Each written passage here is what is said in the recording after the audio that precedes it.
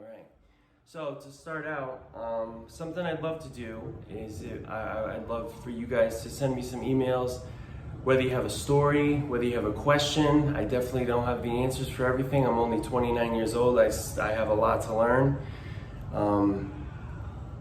Definitely can't claim that I'm an intelligent human being. I think real intelligence comes from knowing that you don't know everything.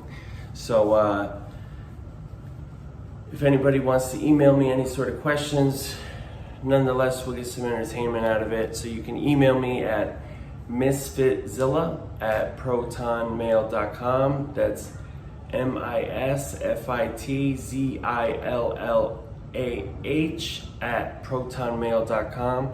I'd love to answer some questions for you guys and engage and whatnot. But so most recently, a friend, a fan, whatever I want to call him, someone who came down and visited me and Lenny, he reached out, and he's about my age, about 30 years old. He's never touched any anabolics before, and he impulsively did a shot of tests, and he started doing 500 a week, and he texted me freaking out that he didn't have any aromasin inhibitors, and is his estrogen going to go through the roof, and this and that. And I was a nutcase when I first started. If I didn't have an AI on hand, I would panic and I would build it up all in my head and start thinking that my estrogen level was super high, and made it a lot worse for myself. But as time went on, I'm by no means a bodybuilder or anything like that. But as someone who's taken testosterone for over 3 years, I would not panic if you're taking 250 to 300 milligrams a week. I wouldn't panic if you don't have an AI on hand. And if you're doing above, if you're doing like 500, you should be fine with 12.5 or 25 milligrams of aromasin twice a week, or just take it as needed. Right now, I'm just doing basic TRT. I'm not really working out, so I do like 250, 300 a week. And I'll take like a half a Letrozole as needed. If I start crying while I'm watching the Titanic or I'm watching a movie, then I know it's time to take the Letrozole. Other than that, I mean, I feel mentally better without taking any AIs. And if you're training heavy and working out hard, you need the estrogen anyway.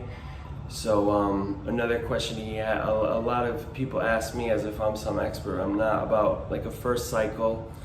If I can go back, honestly, I don't think I would have taken testosterone. I would have went to a doctor, got a prescription, done everything the right way, where you get your blood work done and you know what you're getting from the pharmacy, so there's no risk. I mean, with the underground stuff, it only takes one bad shot for you to have an infection and have all sorts of complications. So if I can go back, I would get everything through a doctor, do it the right way. And if you want to add more on top of it, add something that doesn't aromatize, so you don't really have to worry about AIs.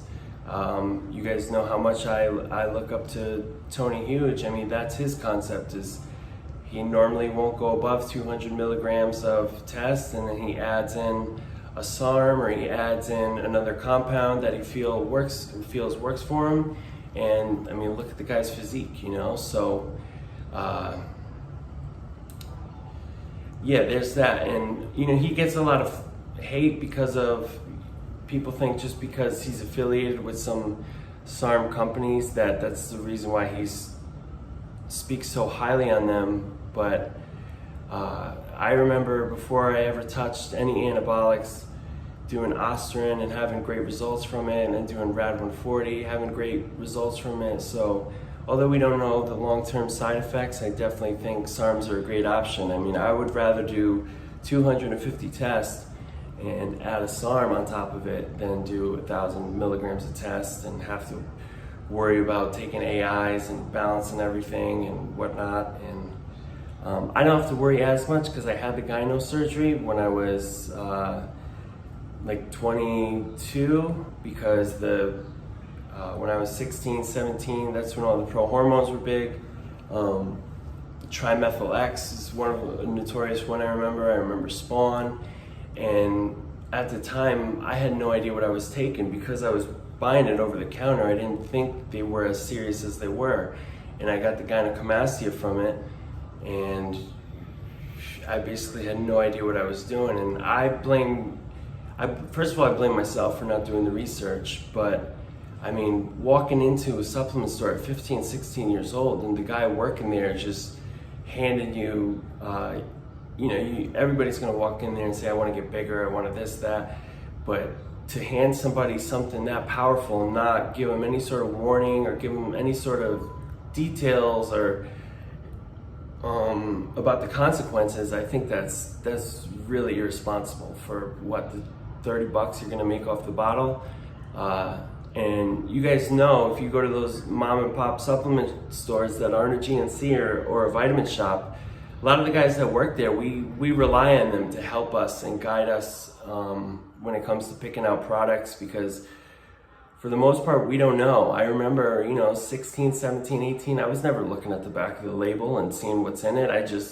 It would say like, if the bottle looked crazy or the guy eyes lit up when he told me about it, it's like, all right, I'm going to go with this one.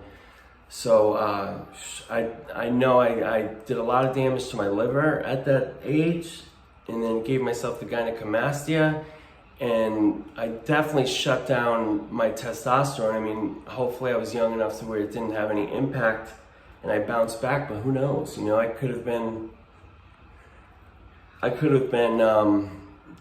going through high school with low testosterone because of those, and only felt great when I was taking the pro hormones. So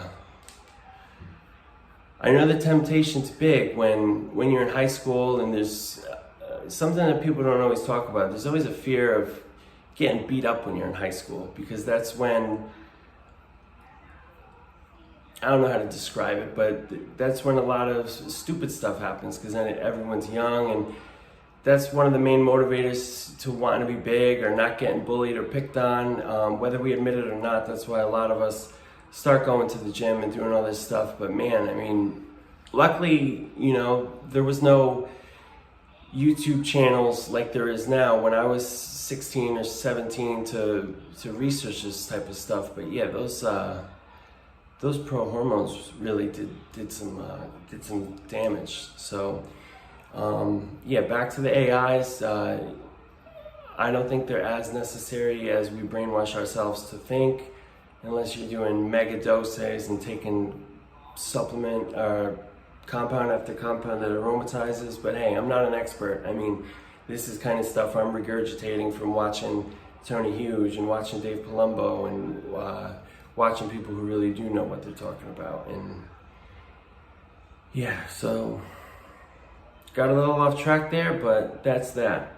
So again, I'd like to do some videos where I answer some questions. It could be about women, girlfriends, it can be about compounds or gym stories, anything, just to make this a little bit more entertaining and give me some